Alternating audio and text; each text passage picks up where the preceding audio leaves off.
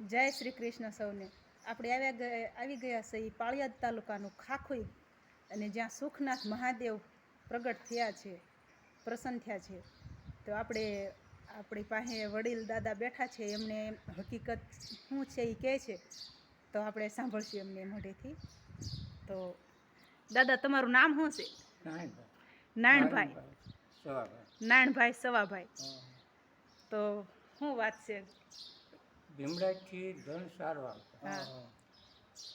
પછી ગાય અહીંયા આવતી એકલી દૂધ પડે સિંગ ઉપર ઊભી રાખી, પછી દૂધ વધતી જતું. શિવલિંગ ઉપર દૂધ વરસતું હતું. હા, શિવલિંગ. પછી ગાયવાળો કહે કે હું મારી ગા દુવાય. પછી બે ભાઈ ધ્યાન નથી, આંધે ગા દૂધી પડી કેમ થયો કેમ. પછી આ પાછળ આવ્યા, આવીને પછી એને જોયું ગાય ઊભી રહી, દૂધ વહી ગયું. ગાય જે વધે ને તીકડીને બધું જોયું કે તીકડી નથી લીંગ અને થાળ બતાવે. કેટલા વર્ષો પહેલા હતું આ? આજે કેટલો આ ઇતિહાસ બહુ રાજા સાહેબ વખત. હા હા હા. તો અત્યારે આ જાગ્રત કેવી રીતે થયું?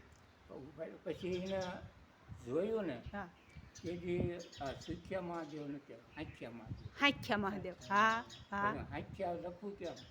હા. ત્યાર પછી આ પરથી બધા વાડીવાળા આવે ને, એને જોયું. પછી કાંઈ હવન ધૂપના કરવા. હા. પછી આમ આગેથી વાણિયાના સાધુ હતા. હા, વાણિયાના સાધુ અહીંયા ઊંડા એ અહીંયા પહેલાં રહી ગયા. હા. પછી એ જેવો થયા ને, એનું જો બધું રહ્યું મંદિર રહેતું. એને સમાજ છે. હા હા. તો બોલ કરી આમ હેઠે જવો ને ઠેકા ઓલે નીચે જ્યાં રહ્યું ત્યાં એક વાણિયાના સાધુ ત્યાં સમાધિ લીધી. જે સામે જે જાળી દેખાય ત્યાં. એને હમણાં લીધા કે દૂરખાના હઈ ભગત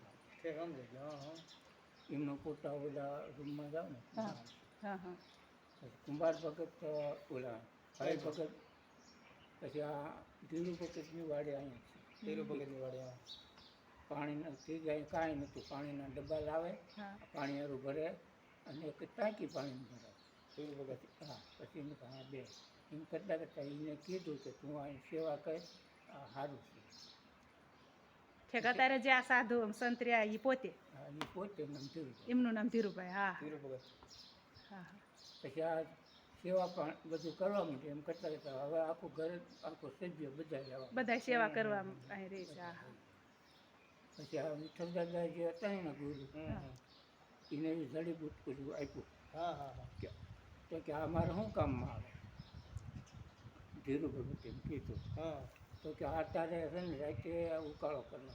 જે દર્દી પેલો આવે ગમે રોગ એ દર્દીને તારે પાવાનું, આખી રાત જાગવાનું, જાગરણ કરવાનું. 3 વખત આવે તો એને મટી જાય. ત્યાર પછી આ ઉકાળો ચાલુ કર્યો ના બધા હું એ ગુરુનું નામ શું હતું? ધીરુ બાપુ. વિઠ્ઠલ દાદા. વિઠ્ઠલ દાદા એમણે જડીબુટી આપી. હા. તો હવે તમે જો દાદાએ સરસ વાત કરી કે અહીંયા જે ધીરુ ભગત છે એમને અહીંયા શંકર ભગવાનની સેવા કરે છે. એમને એમના ગુરુ વિઠ્ઠલ ભગતે એમને એવી જડીબુટી આપી જે એ ઉકાળો કરી અને પૂનમ અને અમાસની રાત્રે અહીંયા આવવાનું. કોઈ પણ દર્દી હોય, દર્દ ગમે એવું હોય, પૂનમ અને અમાસની રાતે અહીંયા આવે અને એ ઉકાળો પીવે અને આખી રાત સવારમાં સૂર્યનારાયણના દર્શન થાય ત્યાં સુધી જાગવાનું. અને પછી એમ કરતાં કરતાં અહીંયા બધું જાગૃત થયું. દાદાએ બહુ સરસ વાત કરી. તો દાદા, તમારું નામ શું કીધું? નારાયણભાઈ. દાદાનું નામ છે નારાયણભાઈ. તો દાદા, તમારો ખૂબ ખૂબ આભાર. તમે સરસ રીતે વાત કરી. તો અમે 2 માણસ આવ્યા હતા. હા. ધન સારતા ને એને આકાશવાણી થઈ. તું અહીંયા આવજે, રોજ તને એક હુંડલી જુવાઈ રાખ. લોઢાની હુંડલી હતી ને. હુંડલી. હા.